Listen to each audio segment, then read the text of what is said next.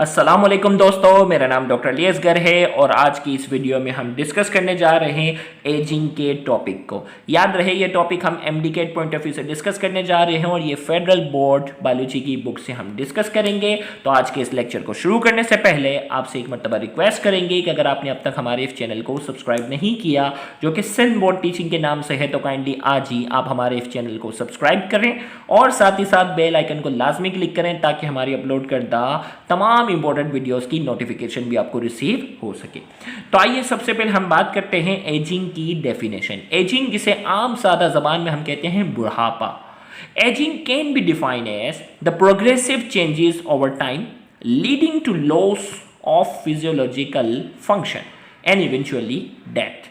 Ageing को हम define कर सकते हैं, प्रोग्रेसिव का मतलब Aahista Aahista, changes तब्दीलियां, over time वक्त के साथ साथ जो आहिस्ता आहिस्ता तब्दीलियां आती हैं। अब इस तब्दीली में क्या होगा? Leading to loss of physiological function, जिसमें बॉडी के जो फंक्शन होंगे, जो बॉडी के जो नॉर्मल फंक्शन होंगे, उसमें कमी आना शुरू हो जाएगी एंड इवेंचुअली डेथ, जिसके बाद मौत आ जाएगी। एजिंग कैन ऑल्सो भी डिफाइन एज, एजिंग को हम दूसरे अंदाज में कैसे डिफाइन कर सकते हैं? As negative physiological changes in our body. हमारी बॉडी में कैसी तब्दीली आ जाए? हमारी बॉडी के अंदर नेगेटिव फिजियोलॉजिकल चेंजेस आ जाए, उसे हम एजिंग कहते हैं। The study of ageing is called gerontology. Biology वालों ने एक पूरी ब्रांच बना दी कि भाई जिसमें बुढ़ापे के बारे में स्टडी की जाती है, बुढ़ापा क्यों आता है, क्या वजूहात हैं और इसकी क्या क्या अलामात हैं, उसके बारे में पूरी जो ब्रांच है, उस ब्रांच को हम नाम देते हैं जीरोंटोलॉजी। अब factors responsible for ageing, ageing के लिए कौन कौन से फैक्टर्स हम उसकी बात करेंगे। There are many theories about what causes ageing. Theory जो है वो एजिंग के हवाले से बहुत सारी थ्योरीज हैं। Two of these, the genetic and extrinsic factor are consider here. वैसे बुढ़ापे के हवाले से बहुत सारी थ्योरीज हैं, जिसमें से दो थ्योरी, एक जेनेटिक के हवाले से हम डिस्कस करने जाएंगे, जेनेटिकली यानी बॉडी की बनावट के हवाले से हम बात करेंगे, and extrinsic factor are consider here, और एक्सट्रिंसिक फैक्टर जो एक्सटर्नल फैक्टर्स हैं उस हवाले से हम बात करेंगे। सबसे पहले हम बात करते हैं जेनेटिक फैक्टर्स।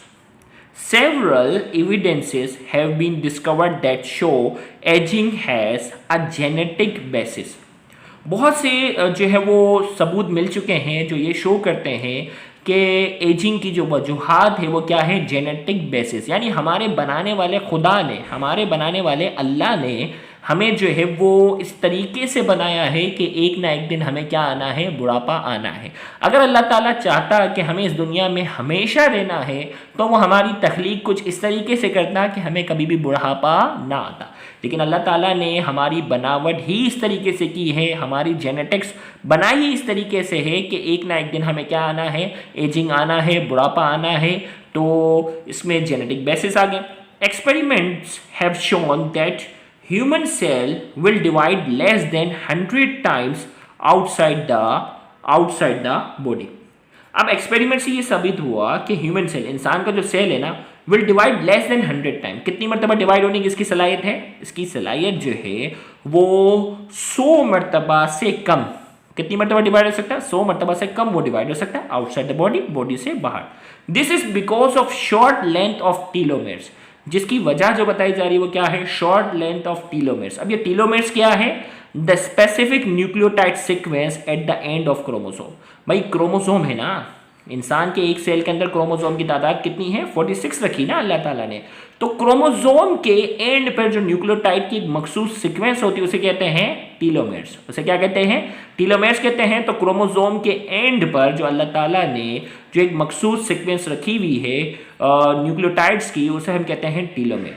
तो अब इस टीलोमेर की लेंथ का क्या ताल्लुक है देखते हैं। When we are conceive our telomeres are full length.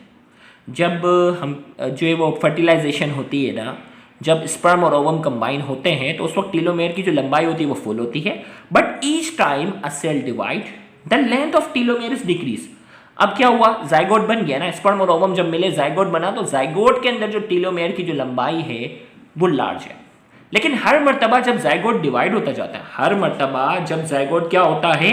हर मर्तबा जब जाइगोट जो है वो डिवाइड होता जाता है, टीलोमेर की लंबाई में क्या आ जाती है? कमी आ जाती है। लाइक द वे, जिसकी मिसाल यहां दे रहा है, like the way lead in a pencil wear down when you write with it. जिसकी मिसाल यहाँ दे रहा है कि मिसाल के तौर पर जैसे जैसे पेंसिल हम इस्तेमाल करते हैं तो पेंसिल के अंदर जो लेड होता है या ग्रेफाइट होता है वो आहिस्ता आहिस्ता कम होता जाता है। जितना हम लिखते जाएंगे पेंसिल क्या होती जाएगी, छोटी होती जाएगी। सेम इसी तरीके से टीलोमेयर भी छोटा होता जाता है। If these sequence are short at a critical length, और ये टीलोमेयर की सीक्वेंस अगर बहुत ज़्यादा छोटी हो जाती है, the cell is no longer able to divide, और अगर इसकी लेंथ जो है वो बहुत छोटी हो जाती है, सेल के अंदर मजीद डिवाइड होने की सलाहियत क्या हो जाती है, खत्म हो जाती है। When cell can not divide, damage tissue can not regenerate, we begin to wear out. और जब ये सेल डिवाइड होना बंद हो जाते हैं तो जो भी टिश्यू डैमेज होगा ना, जो भी टिश्यू डैमेज होगा वो रीजनरेट नहीं होगा and we begin to wear out, और आहिस्ता आहिस्ता हमारी बॉडी में नेगेटिव चेंजेस आना शुरू हो जाती हैं। तो ये हमारे पास था एजिंग का जेनेटिक फैक्टर। अब जो अगला इसमें फैक्टर जो बताया जा रहा है, अगला जो फैक्टर बताया जा रहा है वो क्या है, extrinsic factor. Ageing is due two years of poor health habit, और कहते हैं कि कुछ लोगों को बुढ़ापा जल्दी से आता है और कुछ लोगों को बुढ़ापा जो है वो काफ़ी लेट आता है। तो इसमें जो सेकंड फैक्टर है उसका बड़ा किरदार है। इसमें बताया जा रहा है poor health habit. Poor health habit का जो है वो बड़ा किरदार है बुढ़ापे में। Extrinsic factor include lack of exercise, अगर आप एक्सरसाइज नहीं करते हो तो बुढ़ापा जल्दी आएगा। सिगरेट स्मोकिंग करते हो तो बुढ़ापा जल्दी आएगा। हैवी अल्कोहल इंटेक, अगर अल्कोहल के इंटेक ज़्यादा है तो भी जो है वो बुढ़ापा जल्दी आएगा। अनहाइजीनिक कंडीशन, सफाई सुथराई का ख्याल नहीं रखते हो तो भी बुढ़ापा जल्दी आएगा। क्रॉनिक डिजीज, कोई बीमारी अगर लग जाए, पोल्यूशन या पोल्यूशन वाली जगह, कहते हैं ना गांव के इलाकों में रहने वाले जो लोग होते हैं वो 100 साल तक क्या रहते हैं, जिंदा रहते हैं, लेकिन शहर के इलाकों में लोगों की जिंदगी जो होती है वो कम होती है। It is due to pollution की वजह से शहरी इलाकों के जो लोग होते हैं उनको बुढ़ापा जल्दी आता है। अब sign and symptoms of ageing की क्या साइंस एंड सिम्टम है, हम उसकी बात करेंगे। There are different sign and symptom of ageing के डिफरेंट साइन एंड सिम्टम है।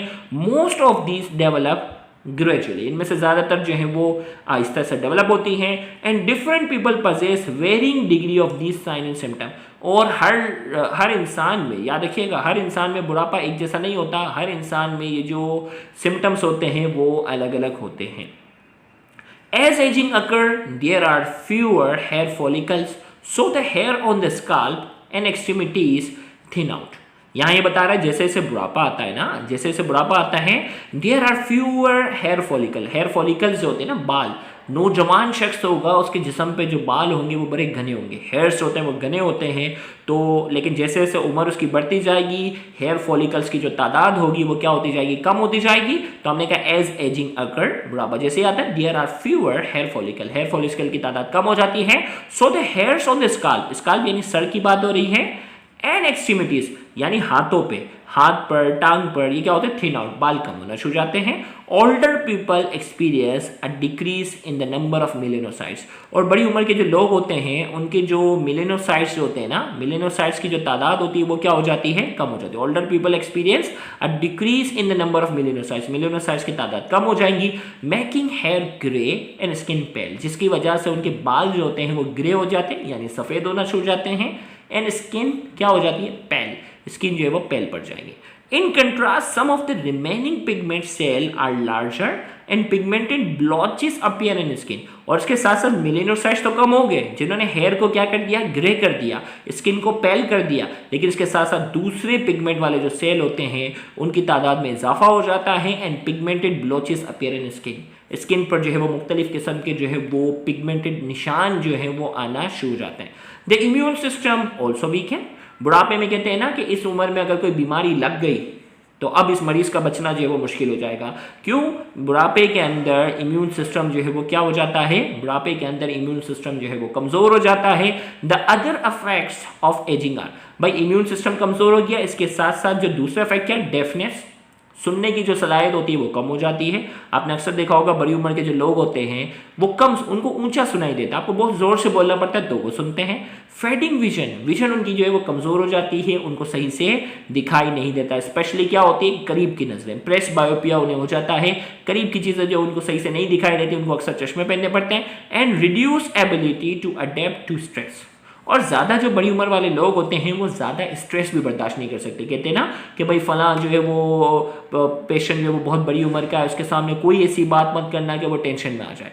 तो बुढ़ापे की वजह से उनके अंदर स्ट्रेस को बर्दाश्त करने की जो सलाहियत होती है वो भी क्या हो जाती है, कम हो जाती है। तो ये वो सारी साइन एंड सिम्टम्स थे एजिंग के हवाले से। तो आज की इस वीडियो में हमने एमडीकेट पॉइंट ऑफ व्यू से एजिंग के टॉपिक को डिस्कस किया। उम्मीद करते हैं आज के इस लेक्चर से आपको फ़ायदा हुआ होगा। Thank you very much. अल्लाह हाफिज़।